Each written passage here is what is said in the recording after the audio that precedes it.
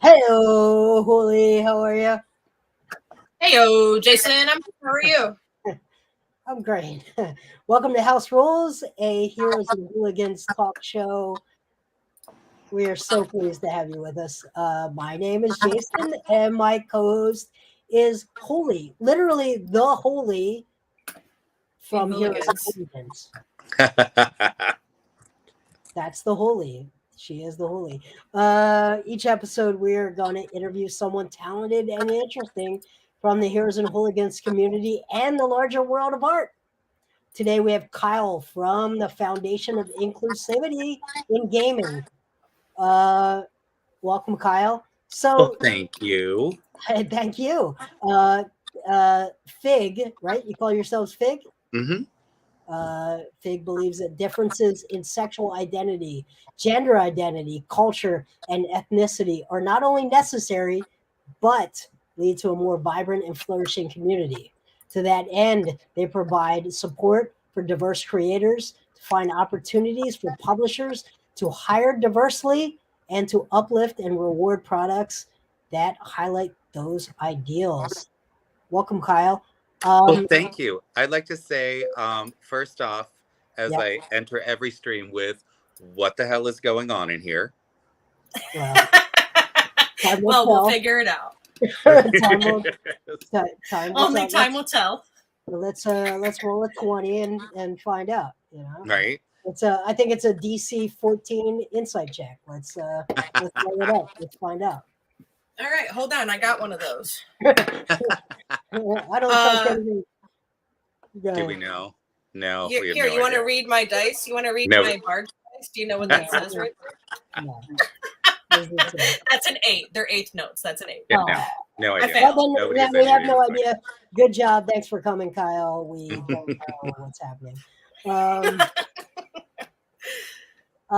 So Kyle, I was sent your mission statement, and Holly and I were talking about it before you joined us.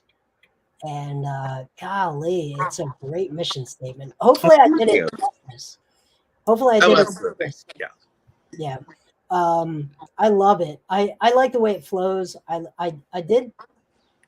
You'll have to go back through the stream to find out what one word I removed, but I love the way it flows, and I believe in virtually every word of it. So introduce yourself. Tell us about yourself. Well, I'm Kyle. I am the Forever DM over at Play Nerd Allies. We are actually about to, on June 7th, we're going to have our season finale for season 2. And my guess is that all of my players are going to cry a lot and then scream and tear their hair out, which is exactly what you want your players to do. I am the project manager for the Rolling Together stream team. Okay. So which Heroes and Hooligans is a part of? Yay! We are. Yes. We are. Yes. So I help to coordinate all the communication within the stream team and help to lift up their voices, and in a hope that we can, as a team, move forward in the community in a real way. And then I'm also the co-founder for the Foundation for Inclusivity in Gaming, also known as FIG.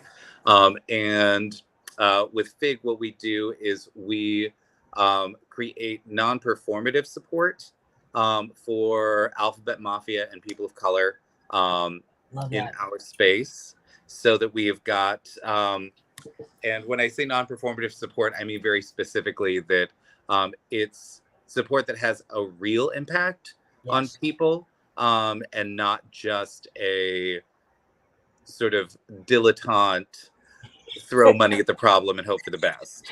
Or throw a retweet or a like. Yeah, I love that. Yeah. That's great.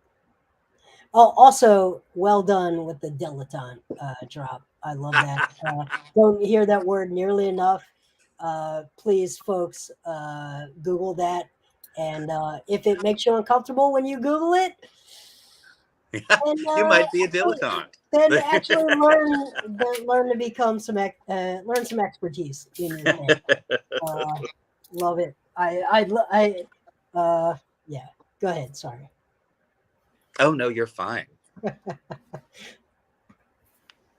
All right, so dilettante. That's one of my favorite words because I think there are far too many of them, and we. It's not that it's a bad thing. It's that it is it's the level one. Let's say the level one of learning a craft, and I think more people should dive into their thing, find their thing, and actually learn some expertise. And I wish more dilettantes would actually just become experts. So I I don't want to discourage anyone. I want to encourage them to go deeper. Absolutely.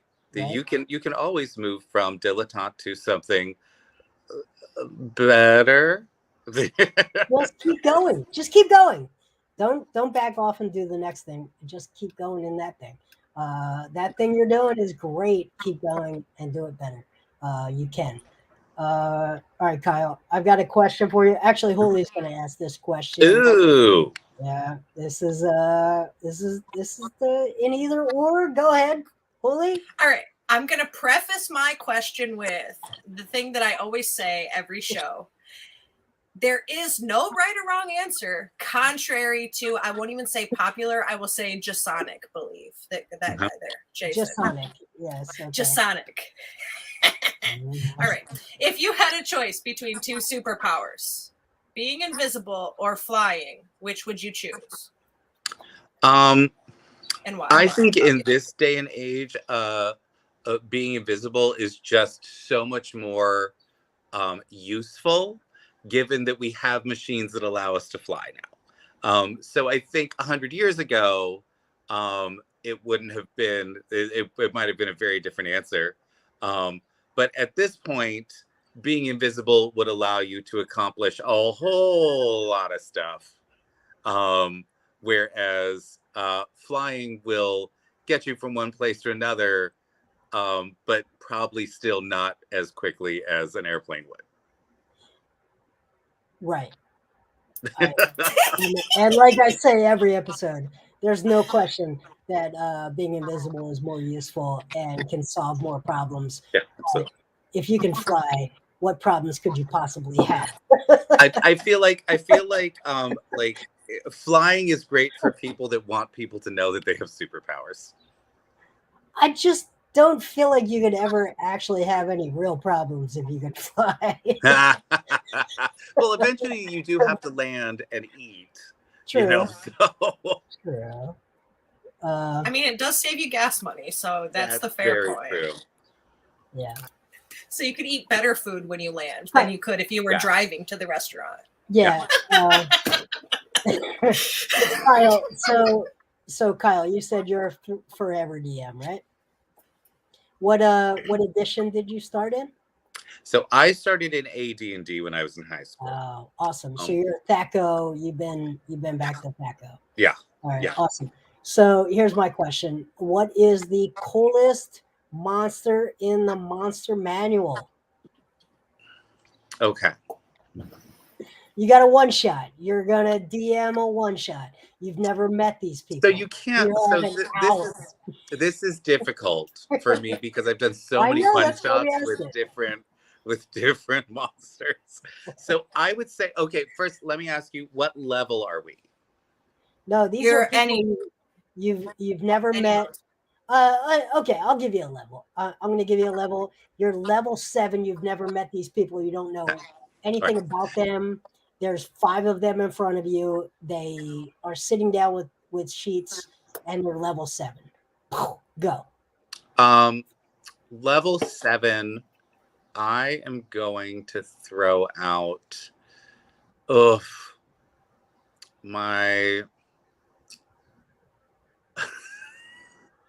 I am a huge fan of, at like a level 7. Mm-hmm. I'm actually a huge fan of oozes and slimes. Okay. If we were a little higher level, it would be Beholder.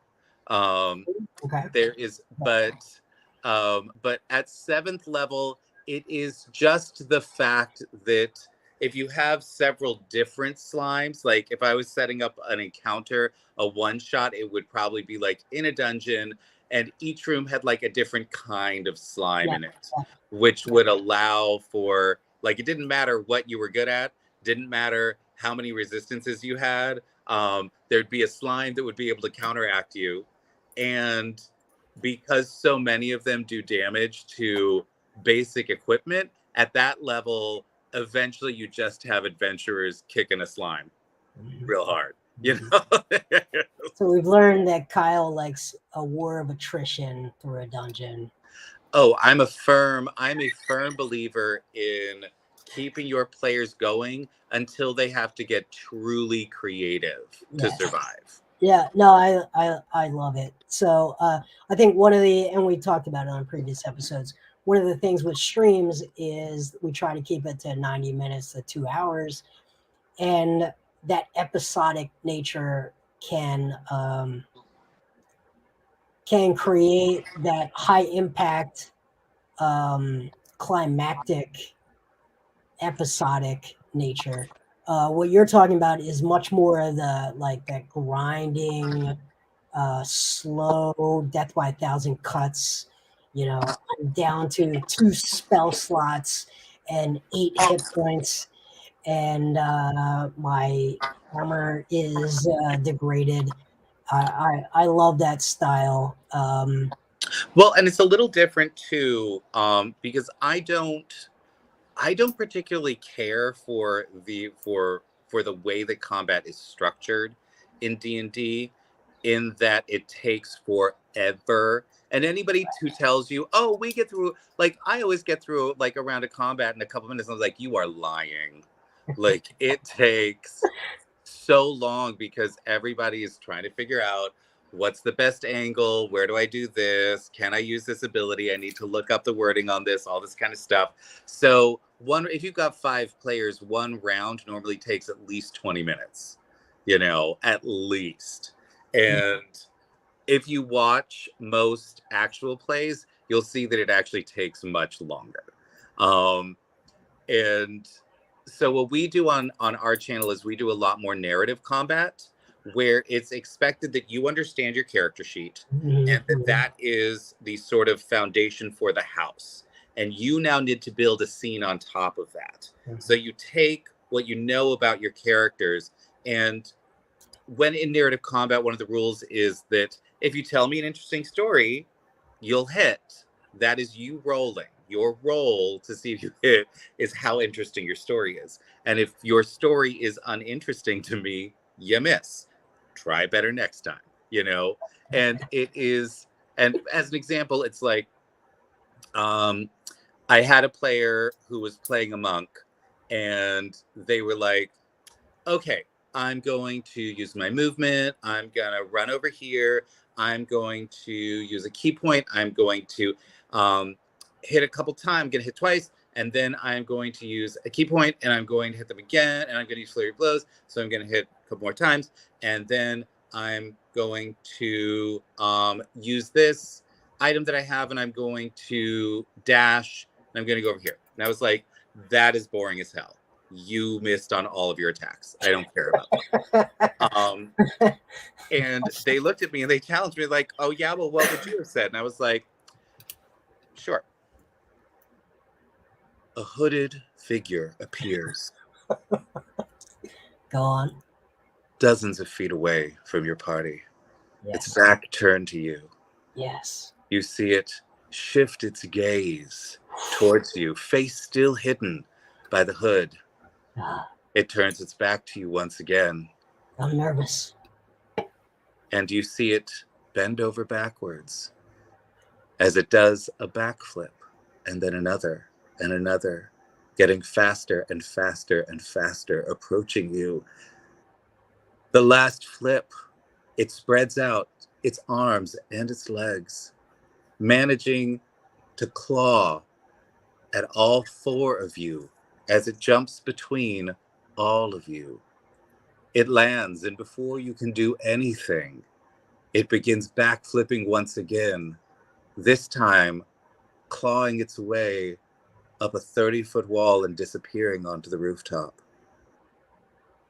And they were like, oh, yeah. That, So, yeah, Yeah. I That's like what it. we could have done. all And right. that's Well, we could have done it that way.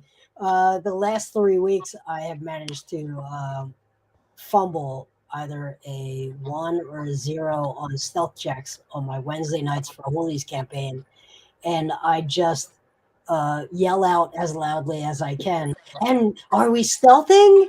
Are we stealthing? We're stealthing, right? I love that. And that's for me, that's a huge part of the game is remembering that it's a game.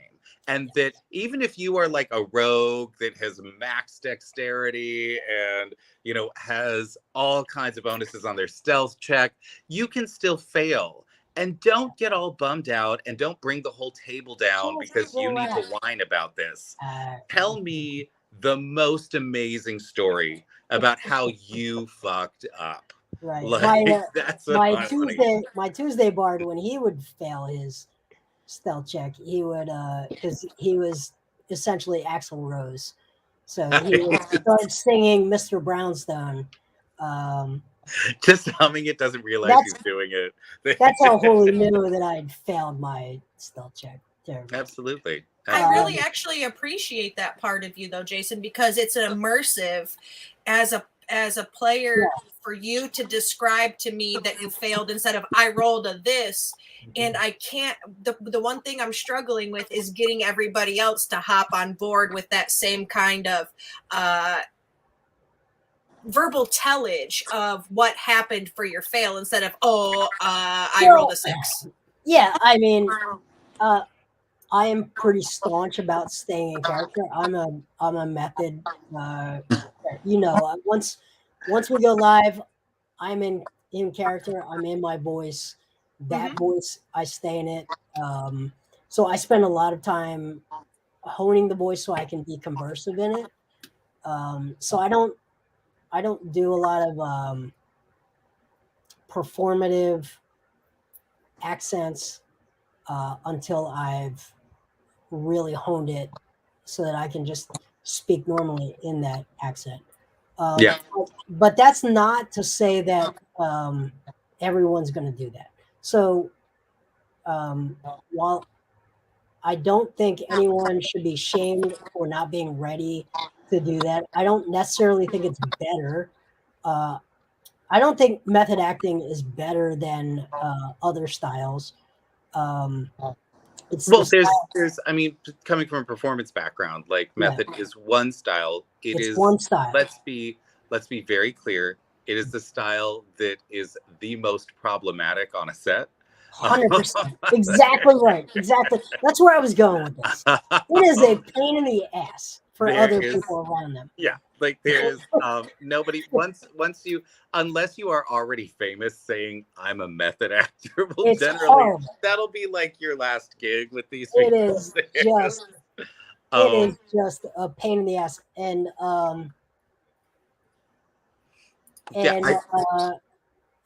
going into it, it's a I think that it is very important for people. The thing that I harp on is making sure that people understand who their character is more than anything. Don't care if you have an accent, don't care what you're doing, but understand that if people want to learn about the mechanics, they will watch a YouTube video that teaches them about the mechanics. Like that's what they will do now. Or they will go get the book and they will just read about it. We don't need to get into all of the mechanics of what's going on. It's still fun to roll the dice. It's definitely fun to see somebody crit fail or crit succeed. Like it's just there's plenty of dice rolling going on. But the most important part is that the characters get to know each other because that's why people tune in. There's a lot of DMs especially want to think that people are tuning in to hear about their world and about the story and about what's happening. But most people don't have the time to spend hours and hours and hours and hours learning about everything that's happened in this world. They're going to show up for a limited amount of time. And in that time, what they want to see is either something really cool, some action or something like that, or some relationships between characters. And that's what's going to if they hear amazing descriptions of incredible fights, they will come back for those. If they find beautiful, heartfelt moments between characters, they will come back for that. And so it really is much more about how you interact with the other people around you than it is about having a cool voice or something like that. It's just being authentically your character. Yeah, the way I think of it as anchored in a perspective, right? So, as a DM, you have to play a lot of NPCs. So, I had to learn to have a really quick sort of catchphrase for an NPC that was anchored in a perspective, and I think um, players can use that anchored perspective to improvise off of. So there's a lot of improvisation that has to happen in this game, and when you have that point of view and that perspective, it can make it easier to step outside of yourself as the player and step into the character's perspective. Well, Uh, and just from an improvisational, yep. standpoint, creating a platform for somebody to stand on so that they can then jump up and down. Like that's sort of what an NPC does. It's something to bounce off of. And yeah, it's what were you going to say, Huli? No, I was disagreeing. That's why I said. Oh, fabulous. Yeah. That's why I love having my guest actors as NPCs, because it hits that improv, because I don't script my NPCs. I do not do it. I say, here's what the character knows. Here's what they're allowed to tell the players. Here is a character sheet if you need it, and go bananas. Like, that's it. Like, the rest of it is on you. If you say it in this character, it is canon now. Yeah. So if you tell me your third cousin's aunt's uncle's great grandmother is the inventor of Twinkies, that's canon for the rest of the campaign. Absolutely. I think for me, my favorite thing to do with guests is have them play the villain, because it is just that way there are certain things that every DM will sort of have a plan for their BBEG or for the villain of the week or whatever is going on. And the players always take them apart. It's just over and over and over again. And when you get somebody else in to play the villain, you get brand new perspectives on what this really looks like. And the other thing too is that no one ever gets to play villains except the DMs. And as a player, getting to come in, and all you have to do every time I've done this, like I've done it a couple times, the only instruction is I need you to actually try to kill the players. Right. I want no punches pulled. I want you as the villain to know that these little insects to you are trying to stop you, and they have to be destroyed. And it is incredible to watch when you actually have, instead of like a sort of a villain in your head where you know that the campaign needs to go on and you have to move things forward, that villain going up against all of your players, right, as opposed to somebody coming in who is not attached to this campaign. I don't actually care about you at all. Yeah, I will absolutely. end you. I will end you. Yeah, there's What two was it? there's two that I remember that I adored. One was we did a Wheel of Time campaign that was like 7 episodes long, and I brought in another DM to play the BBEG, and it was friggin' amazing. Just the drama and the scenes where he would go and just literally tear someone apart who was like the husband of this person over here, and then watching their reaction to that. Amazing. The other one was where I had a guest who, we normally do like 4 episode arcs monthly. Right now it's sort of a little different because of like scheduling conflicts. We had to shift the end of the camp of season 2 a couple of weeks, but normally we just do each month. It'll be sort of not a separate campaign, but a separate arc. you know, for the campaign that's part of Yep. a much larger arc. Sure. But it's just much more easily digestible. And there was one month where the guest could only be there on the first week and the last week. And I was like, okay, I think what we're going to do is you're going to be their contact in this new city that they're going to. And by the end of episode 1, I need you to try to murder all of them. And then reveal yourself as the BBEG, who will then disappear for a couple weeks, and they're going to find your lair on week 4, and then you get to try to kill them again. This time, though, you know all their weaknesses, and they're on your turf. And it was glorious, as like so much foreshadowing. Like everybody in the audience was like, "Is this the bad guy?" Like, why did they say that way? Is this the bad guy? And all the players are like, it's fine.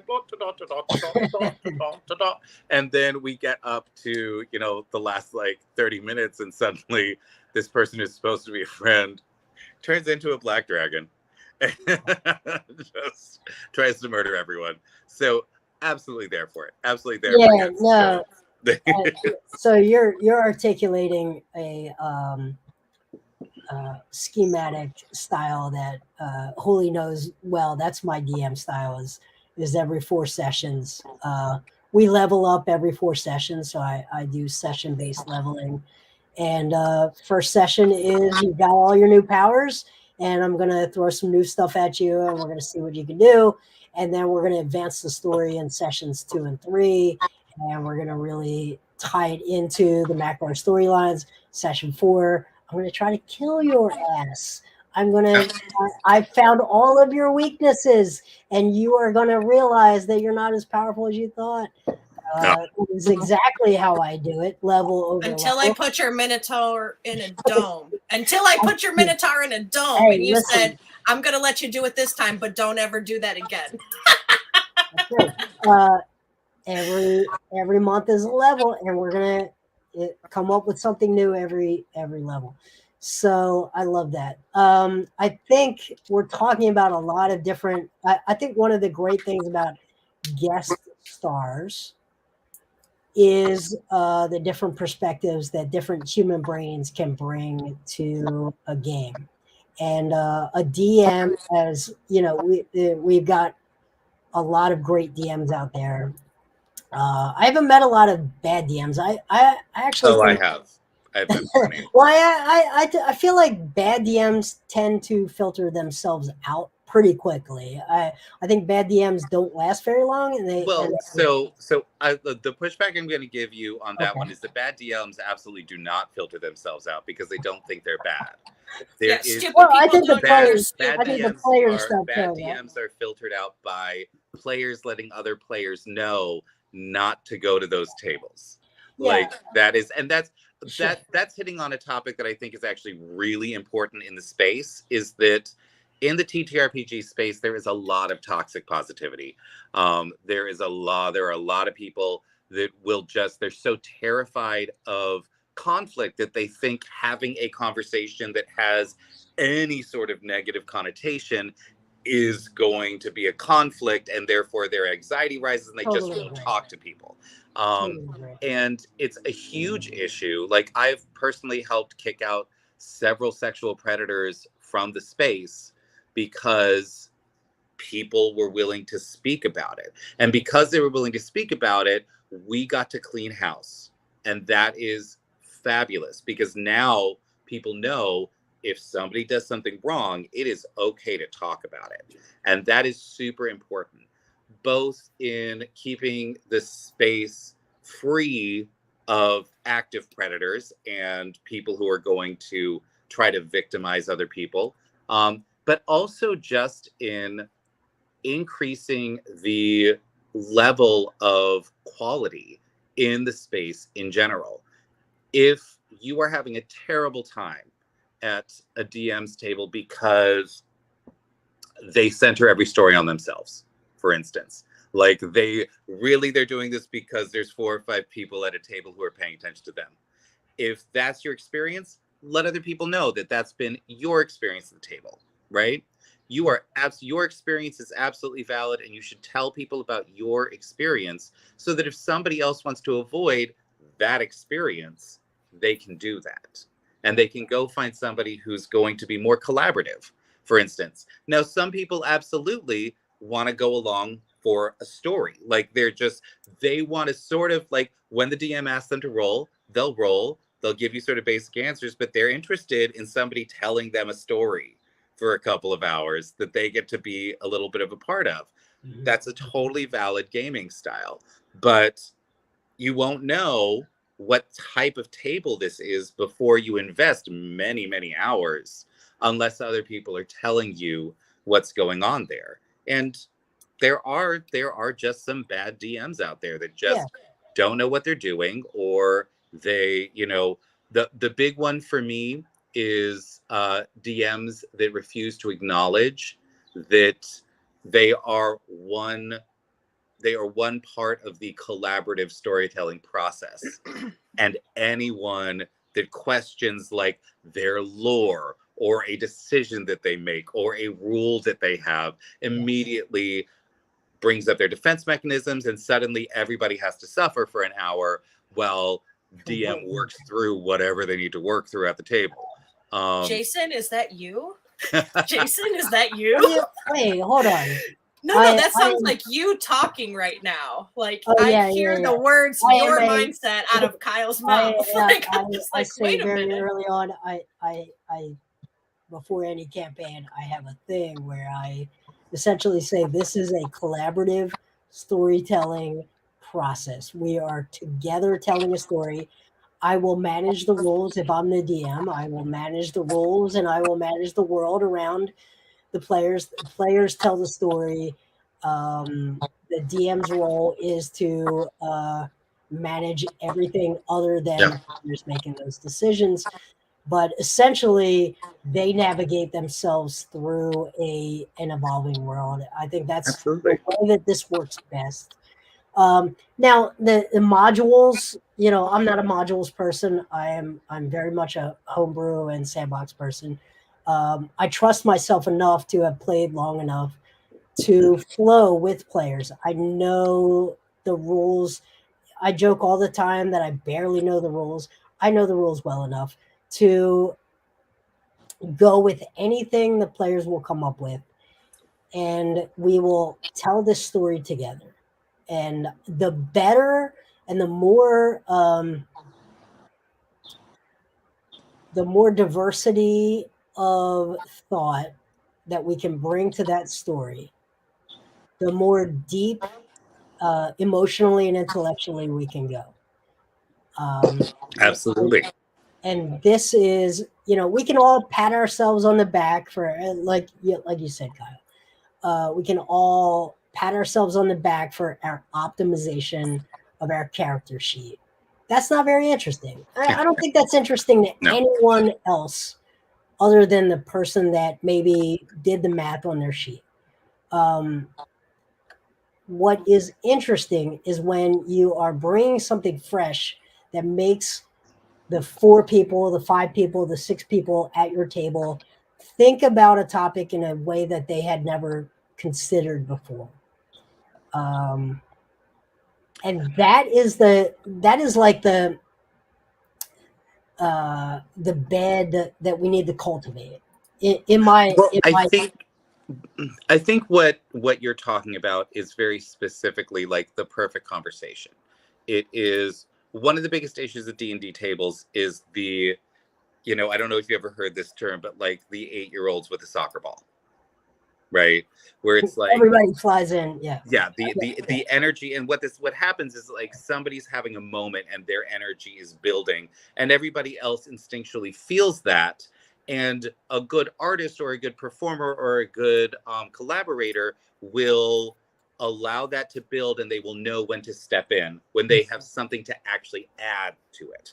Most D&D tables, what happens is the energy builds and everybody rushes to be the first one to grab it. Everyone's talking at the same time. No one can understand what's going on, and it completely dissipates the energy, so you never actually get a chance to lift that energy up, right? as opposed to when you're having the perfect conversation where everyone knows exactly when it's time for them to jump in and add something, move it forward, and really create something gorgeous.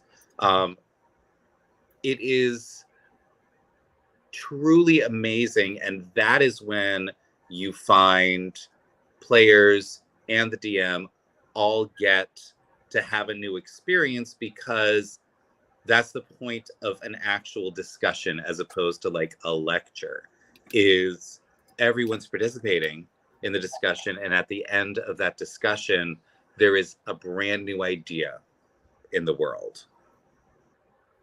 Yeah, I agree with you entirely. I'm a big yes and person. I just am.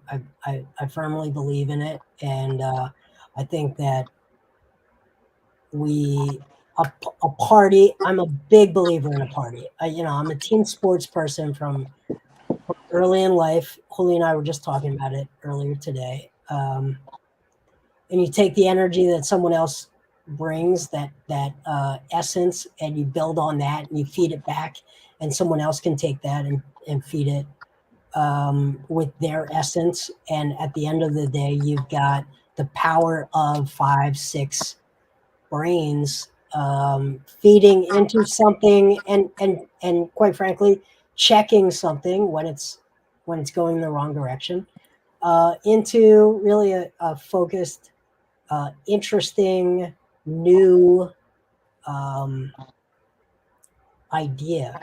And that's the power of the game, in my view, is that we can look at things and we can scratch below the surface.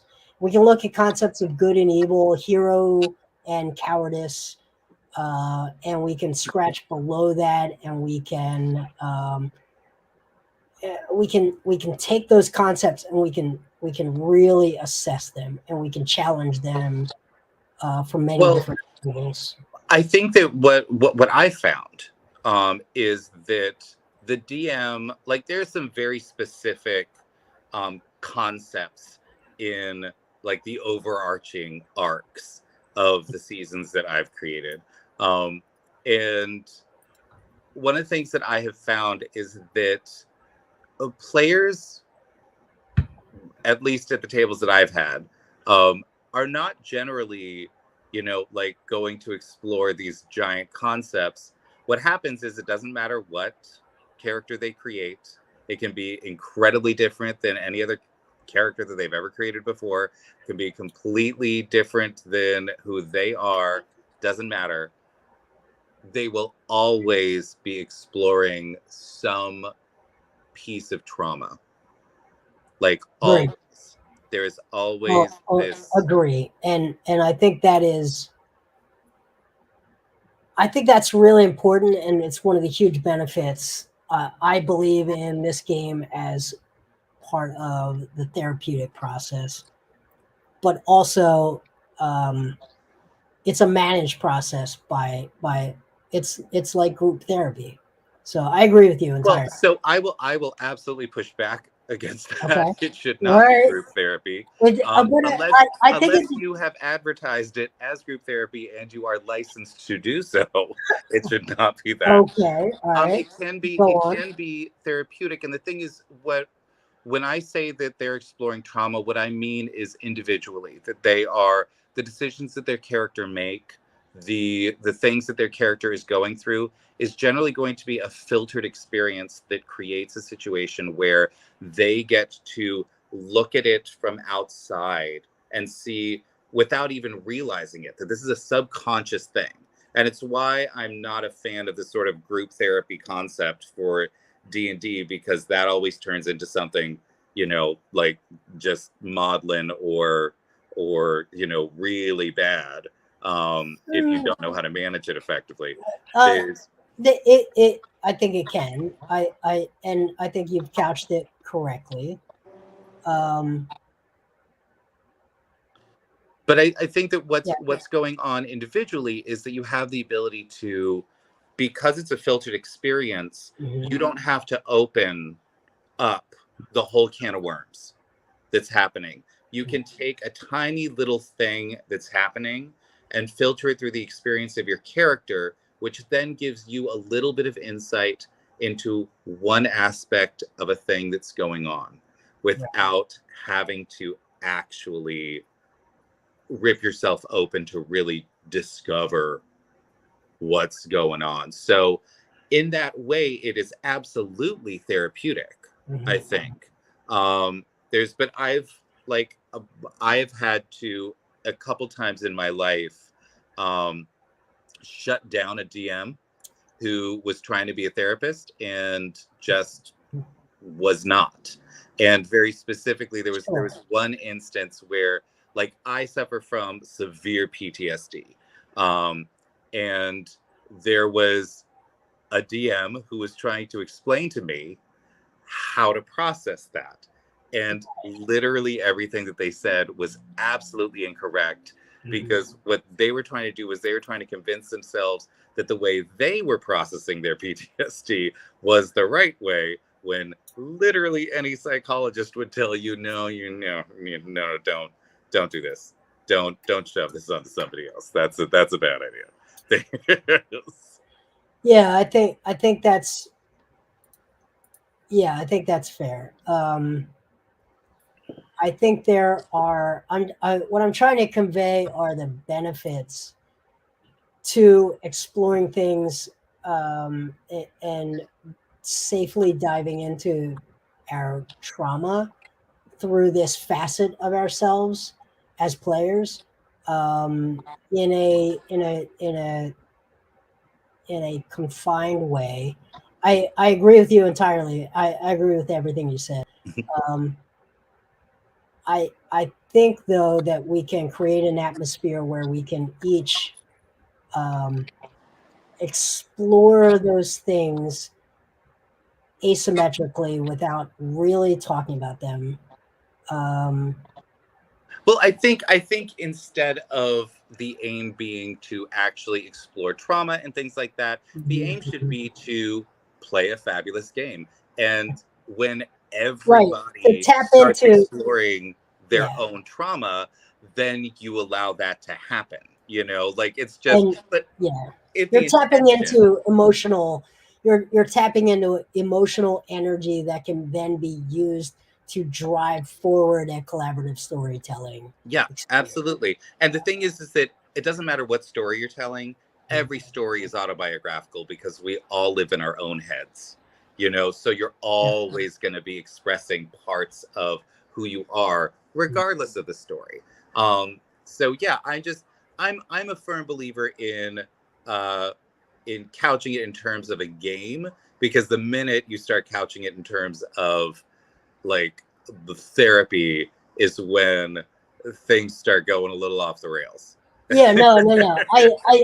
But I'm going to be honest. I do tell, when people ask me about this game, I say, well, what if you could, for 2 hours a week, 3 hours a week, take one little sliver of your personality that you never get to use, and you could blow that up into an entire person. And for 3 hours a week, you got to just be that person, that version of you, for 3 hours a week. 100%. How would that be? And that's how I pitch this game to people that have never played it. That's literally my pitch for this game.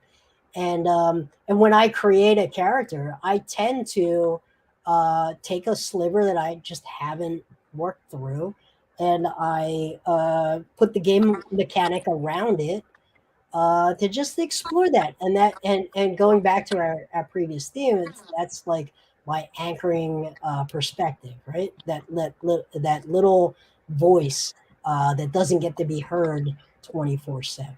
Sure, absolutely. I think there's the way I tend to discuss it with people is like, it's super fun. You get to tell amazing stories and pretend to be fabulous people. And while it is not therapy, it is absolutely therapeutic. So, you know, I think we're saying the same thing. So, okay. All right.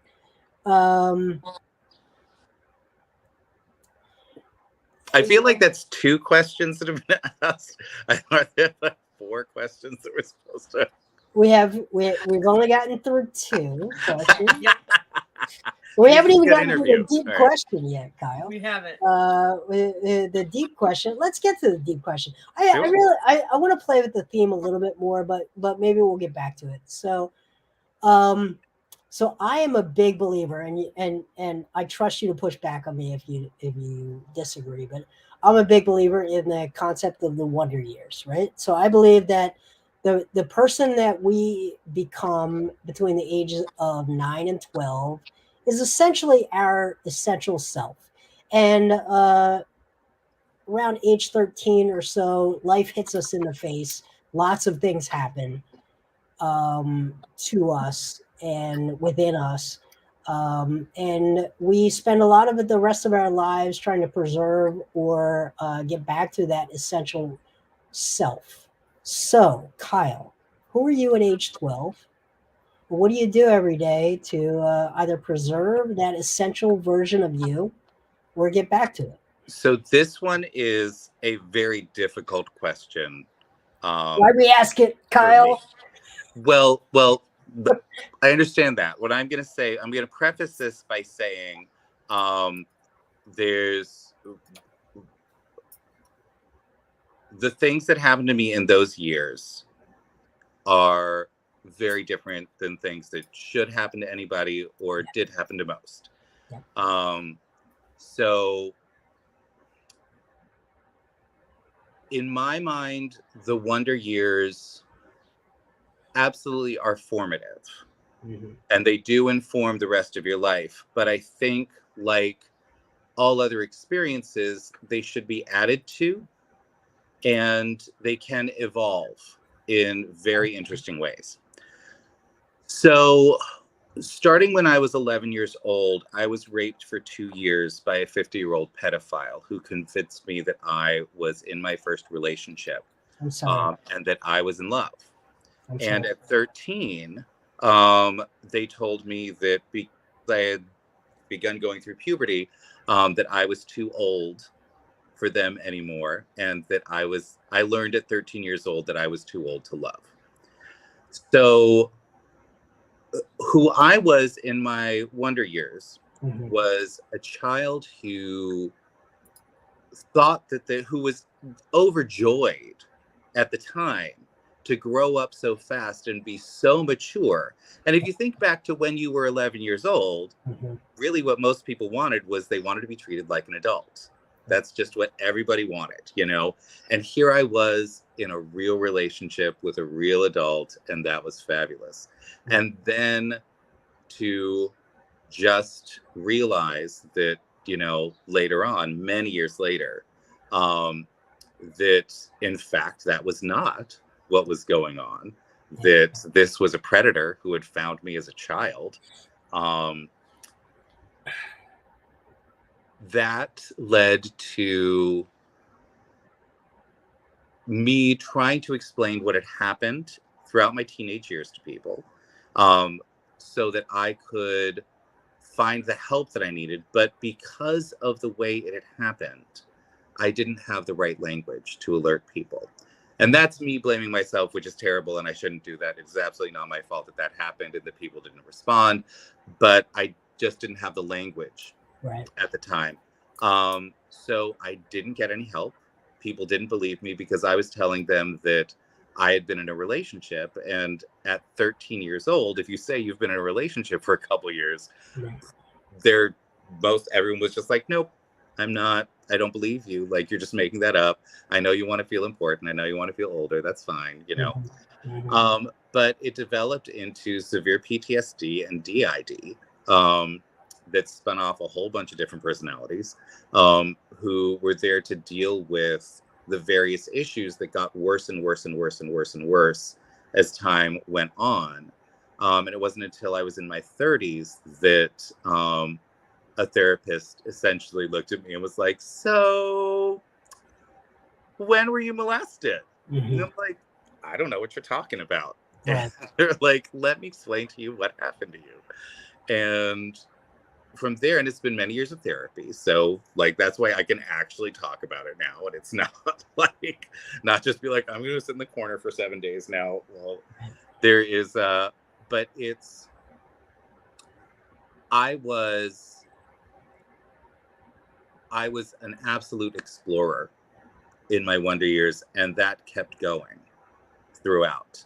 And one of the things that I explore is I explore just the human condition and what that means. And as someone that sits outside the vast majority of humans when it comes to the human condition, it gives me a perspective that is very informational, and allows me to see patterns in behavior that not everybody gets to see. Right. So I think when it comes to growth, when it comes to evolution, when it comes to personality, I think that we are all formed from the experiences that we've had in our lives.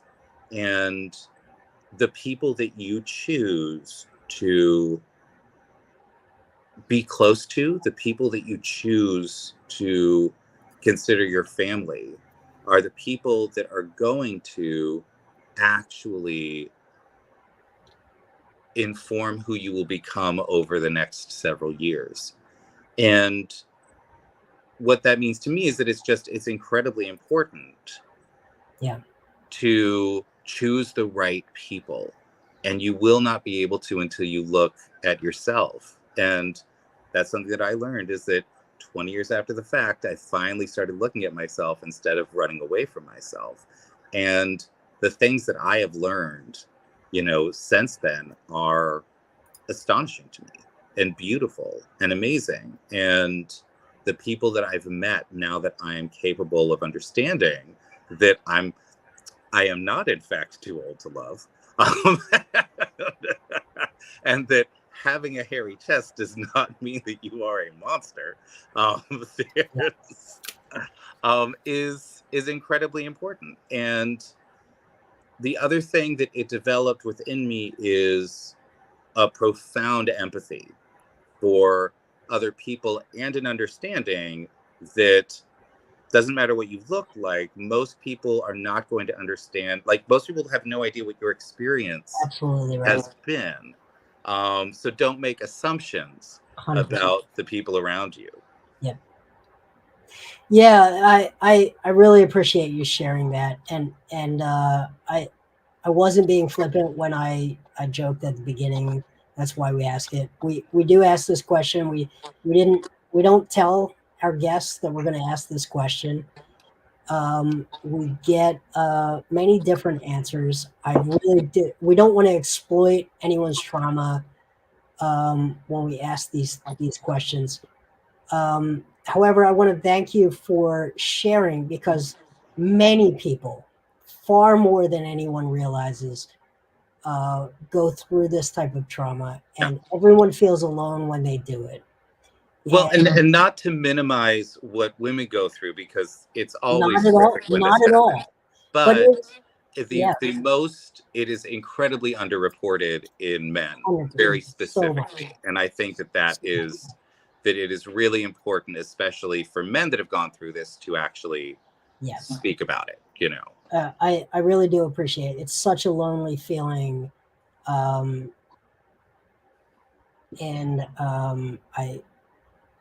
I just think that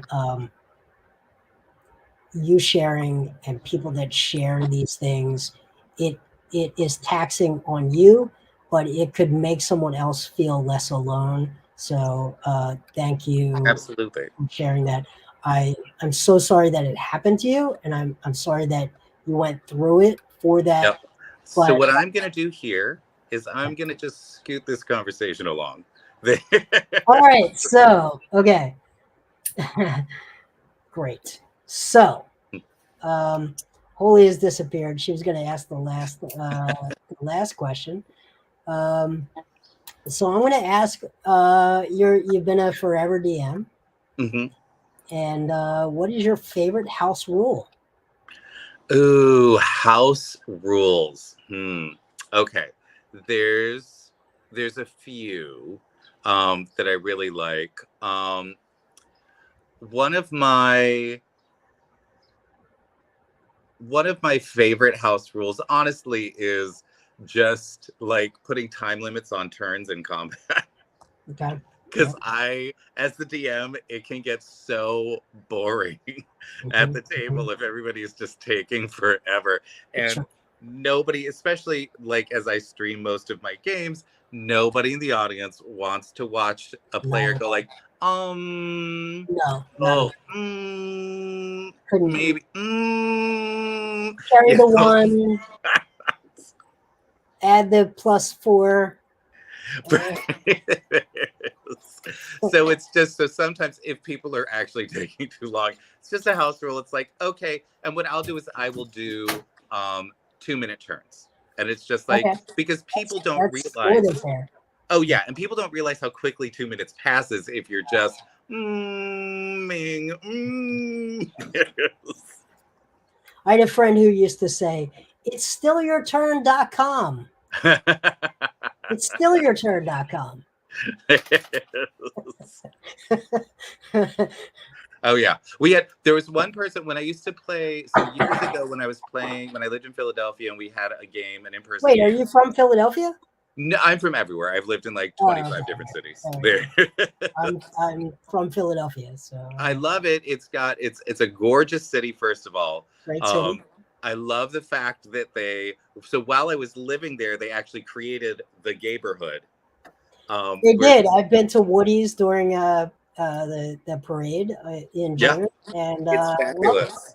The thing about the neighborhood that I loved is that it's one of the few places in America where you can go bar hopping without needing a car. So it's just, for me, I love that because it's so much safer. 100%. Like, you don't have to drink and then like drive somewhere or, whatever you're going to do. There is but if you stand on, I think it was Locust and 13th Street. Oh, wait, no, Kamak and Locust.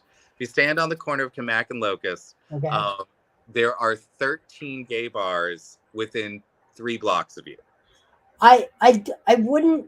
I actually walked into Woody's the first time and didn't, because the parade was going on and the flags were everywhere, so I didn't know it was an institution. But I believe you. I can't confirm it, but I believe it. I love it. Well, also Woody's is the tourist trap. Like that's where everybody goes to the big bar.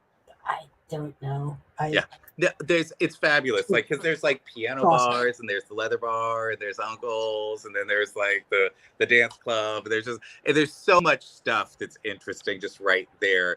And the fact that you can go to City Hall and pick up a little map of the city, and there is a square in the thing that says neighborhood. We're talking 2 or 3 blocks from City Hall. I played in a band for many years, and we played in an Irish pub, Fergie's, probably less than 2 blocks from. There is I was there. I was actually there. The Pride, where they put up. For those of you who don't know, who have not been to Philadelphia, when you go to the neighborhood, you're there because all of the street signs have a actual rainbow underneath them. Yeah, and they put those up one gay pride while I was living there. And it was absolutely. We're like, what the hell is going on? Oh my god, those are permanent. Like, those aren't paper. That's not a flag. It is.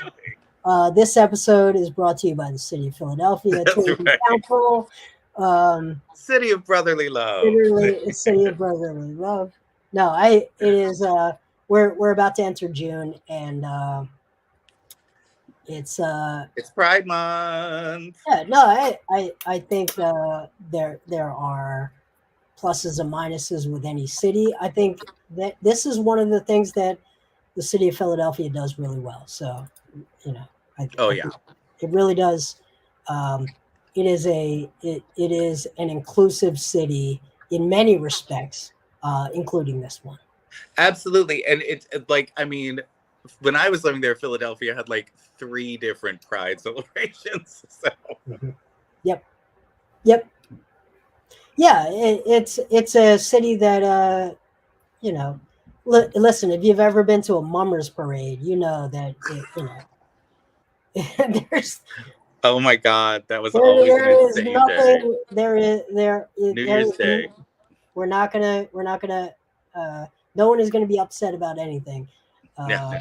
You can throw turkey and gravy and mashed potatoes in a sub roll, and no one's gonna bat an eye. So No, Philly, I will eat that all day, every day, by the way. right. So Philly's all about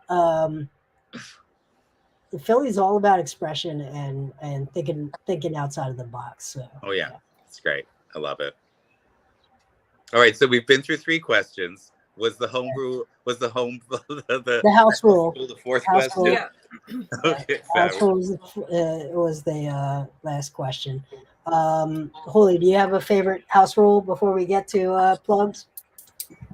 Yeah, my critical fails, but I think I've ripped on that over Okay. and over and over again. I have my critical fail system. Kyle, I don't think I've told you about this, but No. whenever my players at the table roll a nat 1, I have a system. You roll a d10, and the d10 determines the severity of your nat 1. And I have a faithful deck of cards that I pull one from, and it just depends on what the severity is of how bad you did. So some of them could be like embarrassing, where you trip, you just fumble and you just lost your turn because you nat 1, or you could essentially shoot your friend in the foot instead of the bad guy. Like, it just, I think it goes back to that combat is fucking boring when it's over and over and over. Like, I can't handle the monotony of combat. So it adds that extra role play element when now you Absolutely, didn't just roll a nat 1 to have the numbers on the board, but now your bowstring broke and now you have to spend the next 2 turns repairing it if you want to use it, or you have to do something different. The thing that I will say about critical fail rolls is that as long as they are not like devastating, because as you gain levels, martial classes just have more attacks and therefore far more opportunity to crit fail. And if crit fail rolls are too punishing, then the martial classes feel like they're being targeted. And yeah, that makes perfect sense, because I think that the balancing of classes is tricky later on. So I like that. I think you hit on something strong there. So, like, for example, right, like on an embarrassing card, each of these cards has 4 different things. So, like, if you're using a ranged weapon, if you're using like a hand-to-hand weapon, if you're using magic, or if you're actually in hand-to-hand melee combat, no weapon, right? Mhm. So, like, if you're using, say, a dagger, it says you had too much flourish. This is an embarrassing card. Too much flourish. You dropped your weapon, and you make now a DC 14 Dex saving throw. On a failed save, take the weapon's normal damage, right? Oh, God. But if you're somebody that uses like your hands, like a monk, then you don't add your proficiency bonus to your attack for a D4 rounds. So there's literally something different for each kind of style, so that no one class is punished more than the other. But I also have things that I do for, nat 20s as well, where we do the double nat 20. Jason does the double nat 22. And so, like, if you can nat 22 and 2 in a row, that's a crit on a big, bad, evil guy, and he is dead in 1 hit, right? Like, that's how we do, right? So we have, like, the adverse as well. It's not necessarily to punish. None of them are terrible, right? They're not awful. It's, like, embarrassing, awkward, shameful, disgraceful, things like that's like their categories, right? So it's not anything like lethal or anything like that, but it's just fun. It just adds an extra little yada jazz to the combat element. Yeah. Because whenever my players roll a nat 1, the first thing they do is because they know what's coming behind it, right? Like, they know exactly what the next problem is going to be. I'm like, all right, D10, let's do it. And they're like, oh, all right. Awesome. It's a lot of fun. It's fun. Yeah. Oh, I love that. Jason. I love stuff like that. That's my house rule, Jason. House rule, yeah. I want to bring this up. This is my trusty steed. When I go into the office, I park. I don't like paying for parking, so I take this skateboard, and for the last 10 years or so, this has been my sticker on my skateboard. Ugh. And not everyone can say this, and I don't want to make a huge deal about it, but I think I don't want to ignore the fact that kids went to school this week and didn't come home to their parents. Well, I think the biggest issue is that it's not like this isn't happening literally daily. We That's are my- 100 and that's I my want to point. say 150 days into the year, and there have been 250 mass shootings already this year. It is despicable that this is still happening. Yeah, I agree. It's a choice that this country made long ago, and we continue to make. Well, like, let's be very clear. It is a choice that one specific lobbying group has made by spreading money out across our government in an incredibly effective way to get what they want.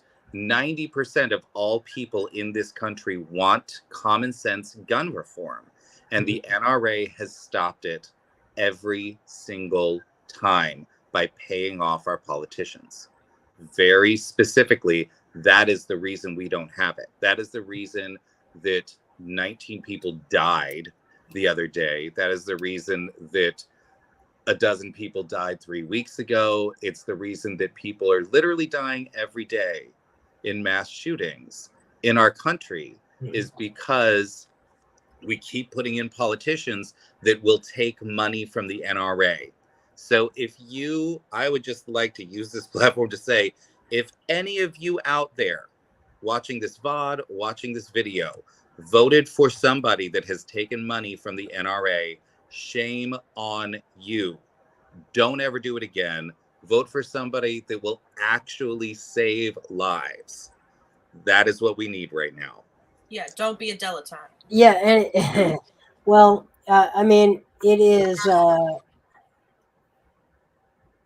Don't take our word for it. Look up the numbers. 53 people on average die every day in gun violence in the United States.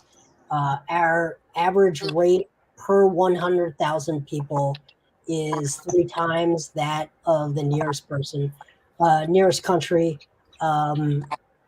Go look up our numbers compared to, just pick any country on the map and check the stats. So here is the terrifying stat. Go ahead. There are more mass shootings in the United States than in the rest of the world combined. That includes countries where there are civil wars. That includes countries where there are coups happening. Like, there are more mass shootings here than in the rest of the world combined. Yep. And we are being held hostage by a very small number of people. Yeah, it really is. And I would say personally, I think the ship has sailed on controlling guns. There are 390 million guns in this country. That ship has sailed. But ammunition is an environmental nightmare. Ammunition is necessary. It is a consumable resource by these guns. Ammunition has waste products that cause cancer in the communities that they're manufactured in. The byproducts are lead. They are causing cancer. They are killing people just in the manufacture. And then once they are built into bullets, they are killing people through the guns.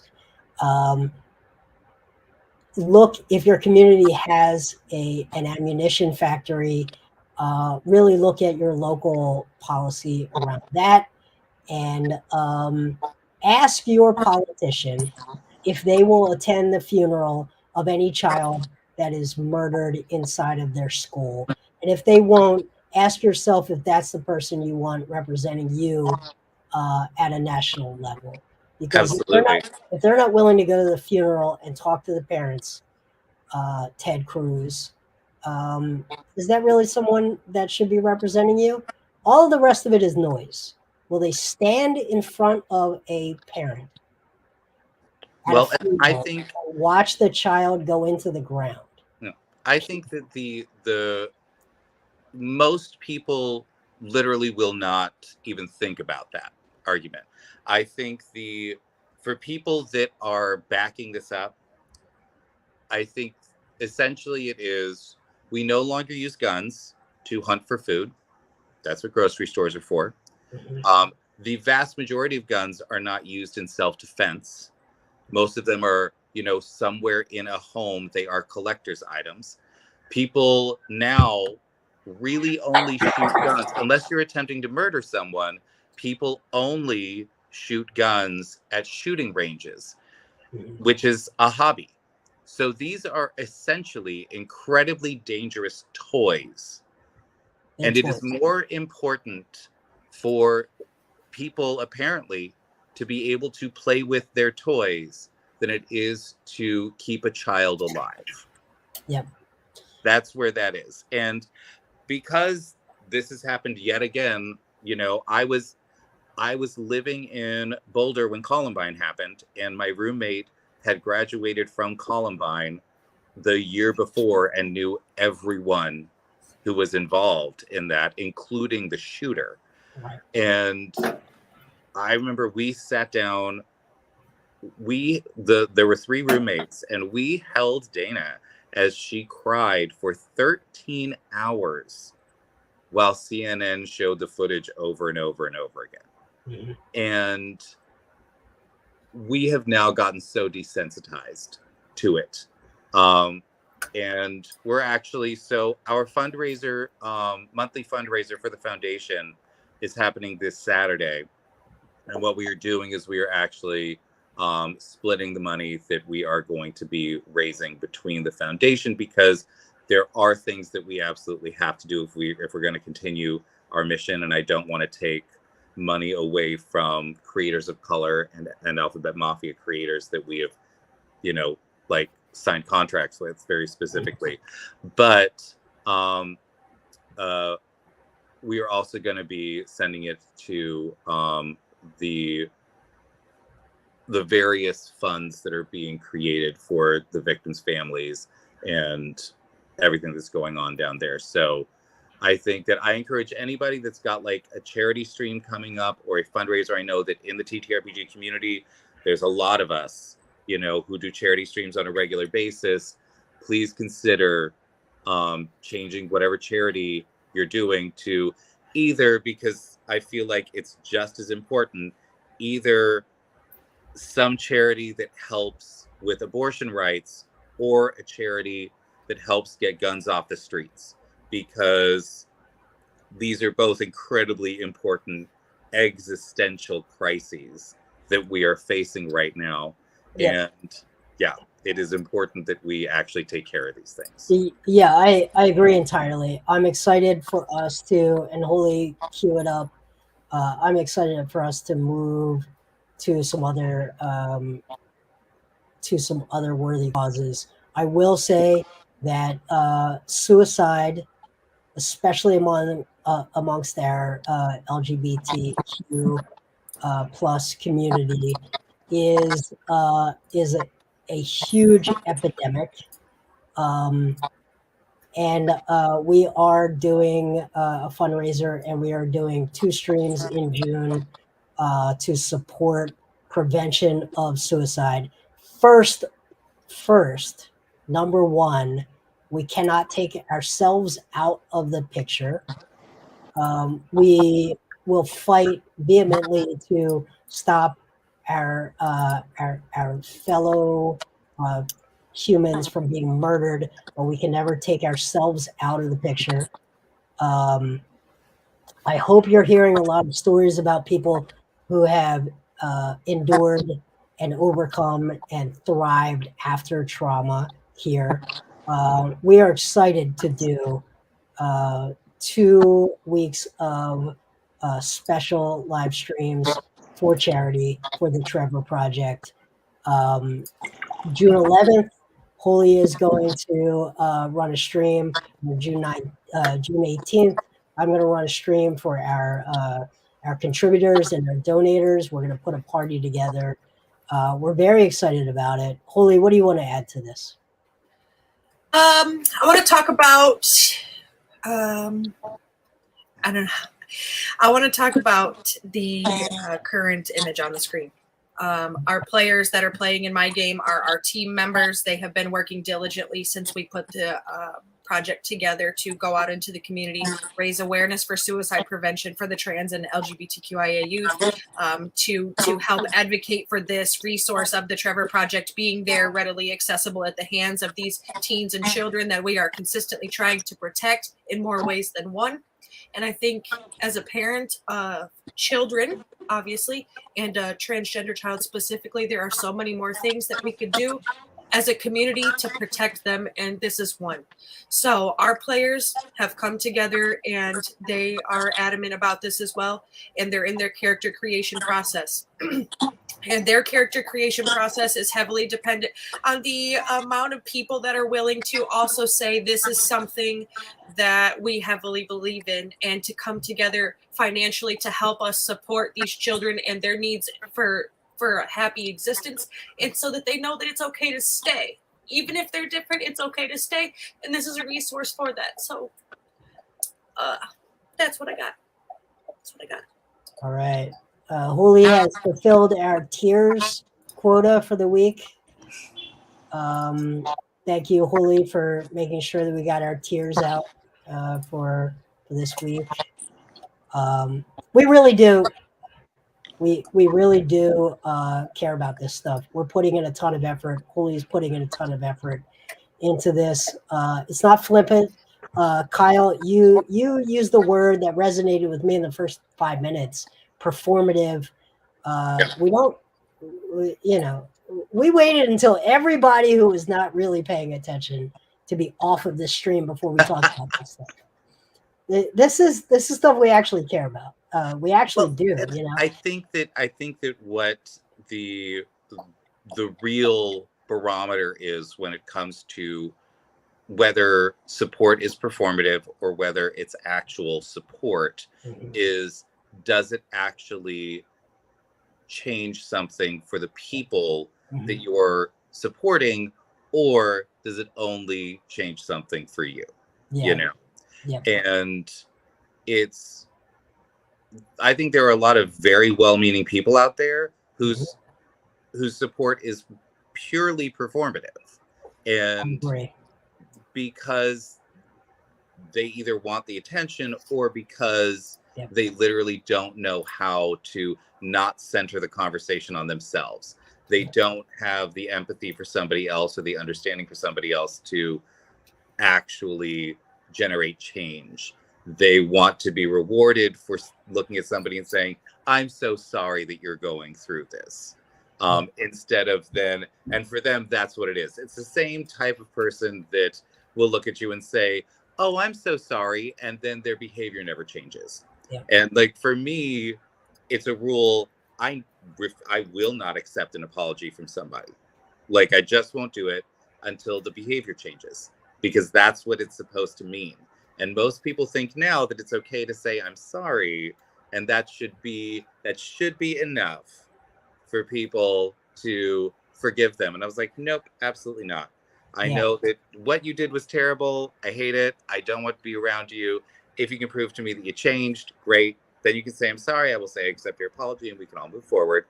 But I think that it's important to truly think about what your actions are doing in the space. Yeah, I don't want to open up another can of worms.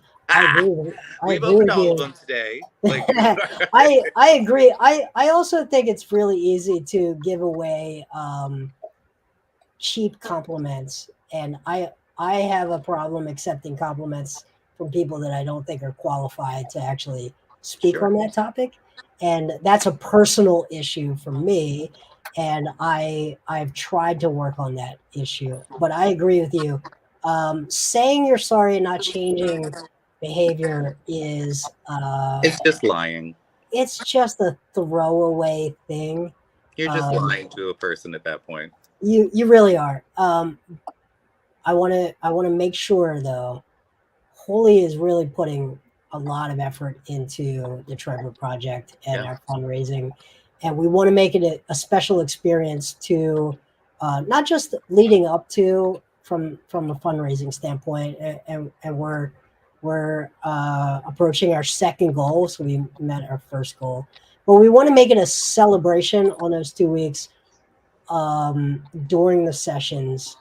And the sessions themselves are going to celebrate some of the thematic concepts to underpin what we believe in, and for Holy and I especially, it has been like table stakes for us since day one that we wanted a different experience for our players. We've got, I think, 8 DMs now. Every DM knows that we are not playing 1980s style hack and slash. I'm dancing around the phrasing. We wanted an inclusive space where we had many different interesting perspectives at tables. Absolutely. And it is just non-negotiable. It was non-negotiable from day one. It's not a thing that we had to have a conversation about. We Absolutely. And I think that one of the things that people can do in order to show that it is non-performative support that they're giving when they're doing like a charity stream or something like that is exactly what you all are doing, putting the real effort into it to engage the community and to engage their community and help educate them on what's going on. Give them information about the Trevor Project, so the relationship that you're creating with this charity, which is absolutely non-performative and does incredible work, that they can start building relationships individually with them, that it's not all about what you're doing on that day. And I've definitely seen some charity streams where it's all about us. It's really not about the charity. It's about how many subs can we get, know? And it is, and actually taking the time and effort to really engage and excite a community that then amplifies the message. That is 100%. what it should be, so I super appreciate all the effort, because I've been talking to Huli for like a month now about no. I mean fundraisers. So I don't want to say that we're legit. I want to the thing that I've struggled with over the last year probably is how to invite and not scare away people that look like you and I, Kyle. Right? So there is like there is an installed base of people that look like you and I that I don't want to scare away and say you don't belong here. Like I want to invite everyone at the table, and then I want to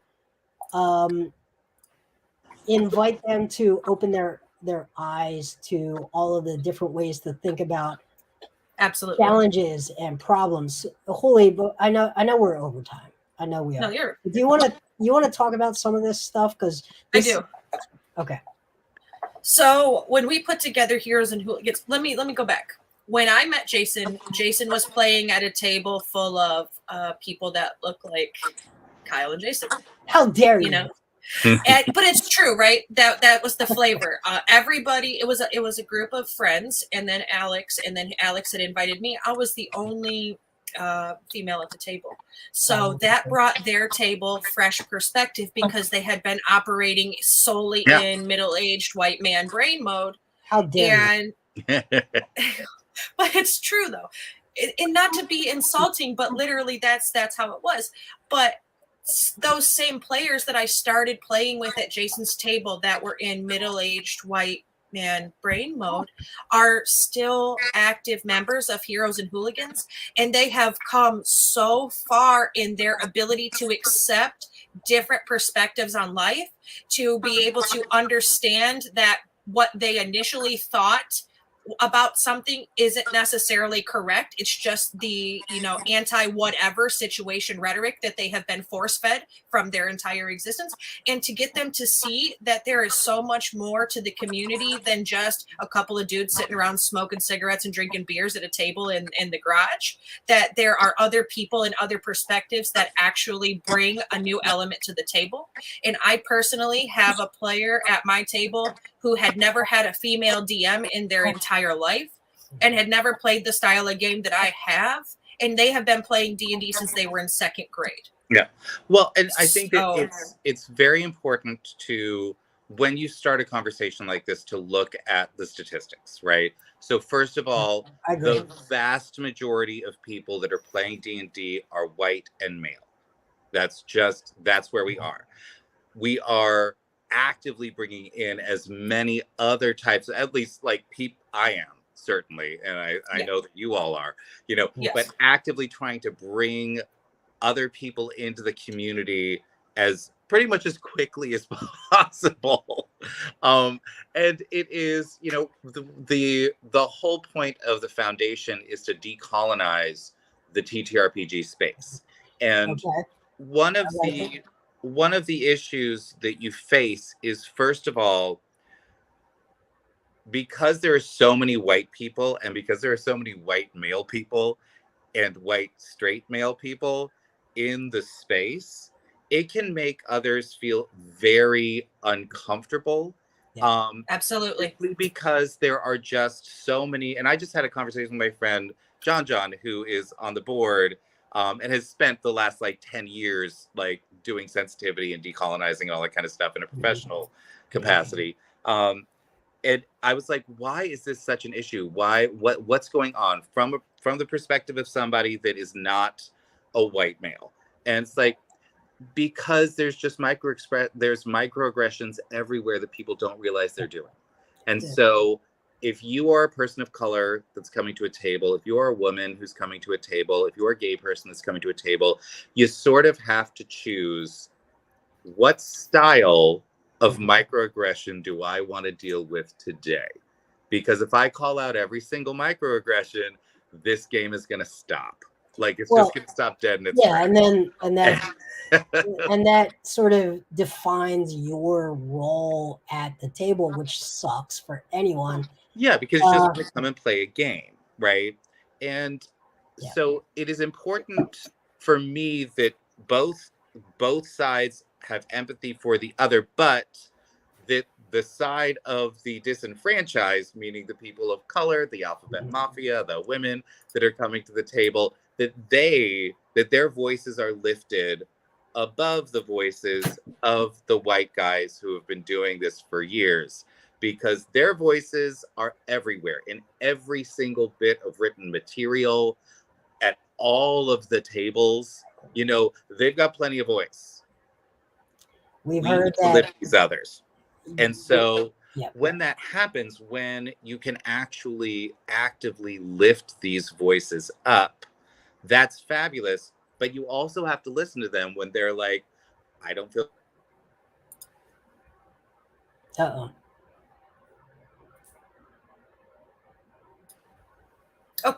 Kyle's froze. I agree. I don't know our numbers. I do think we'd flip that dynamic fully. We absolutely have. Yeah, we're primarily women run. Our if you think about our staff alone, our staff is primarily female, right? We are a primarily female and LGBTQIA in our community, primarily female in Alphabet Mafia in our community. I think that's a huge strength. And quite frankly, I think it's a huge selling point to people that are in the historically majority part. If they really want a unique experience, they're going to get it with this group of people versus your standard hack and slash, you name it, online community. So if people are really looking for something unique and challenging, I think people should be looking to challenge themselves. Absolutely. I think we can offer it. So, all right, we got to plug. We got to plug Kyle. We got to plug Fig. You have a video for us. I do. So I know we lost Kyle, and he was lost Kyle, talking to us about Fig. So I'm going to play some information. Yep, here we go.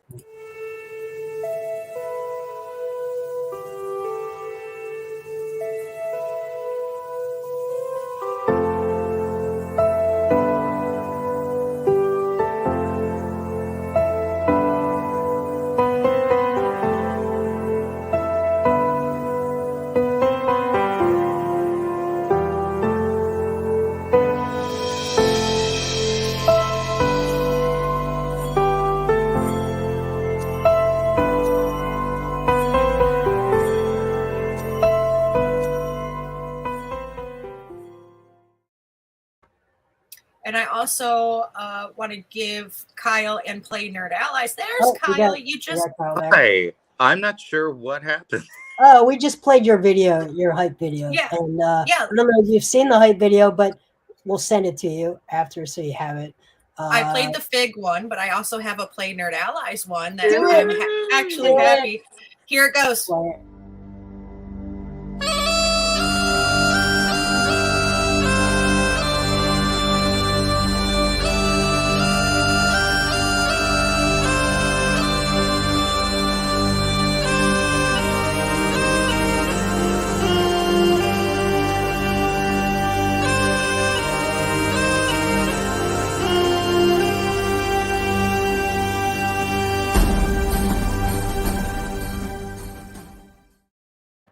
Oh, I love it. That's awesome. We'll send you those videos. That's our little mascot, Light Holly, the prismatic dragon pup. I absolutely adore her. Oh my gosh, that's so fabulous. You're so cool. Yep, I've got two of them for you. I've got one for Fig as well. I'll send them both to you. That's our parting gift to you for coming on our show. Oh my God, thank you. I want to shout out Lala for making those for you, and she was extremely ecstatic when she made the one for Play Nerd Allies because she loved the music and she thought it fit you as a person so perfectly in your video. So just Lala, you're in the audience. I know you're there. We see you. We love you. We thank you for all that you do for us here at Heroes and Hooligans. Yeah, Lala. Jason, I think what my message line that I just got was, the boys are just getting drunker and rowdier while they're waiting for you, right? So I think Thursday night's ready for me to get my shit together. I managed to get myself out of that campaign, so you took that arrow for me, so I don't have to deal with that nonsense. Nonsense. All right. We are way over time, Kyle. Yeah, thank you so much. That always happens. For joining us, and really do appreciate it. For all of the viewers that stayed on for 90 minutes, listening to us prattle on about invisibility and flying and house rules, and some deep stuff. Hopefully, you got some value out of it. For me, I look forward to this time every week. And thank you to Kyle. Thank you to Holy for all the work that you do. Kyle, really appreciate you coming on. So next week, we'll see you again on House Rules. Fabulous. Thank you, everybody.